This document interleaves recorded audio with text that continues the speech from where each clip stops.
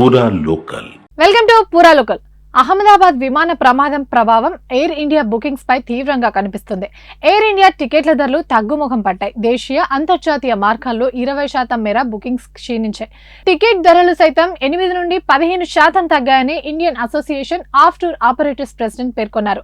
కానీ ఇప్పటి వరకు దీనిపై ఎయిర్ ఇండియా అధికారికంగా ఎలాంటి స్పందన ఇవ్వలేదు.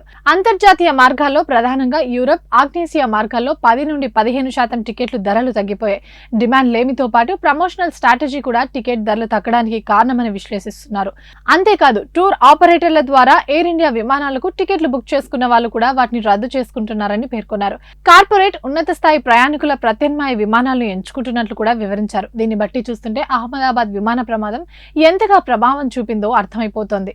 ఇవి ఇప్పటివరకు అప్డేట్స్. మరిన్ని అప్డేట్స్ కోసం చూస్తూనే ఉండండి పూరా లోకల్.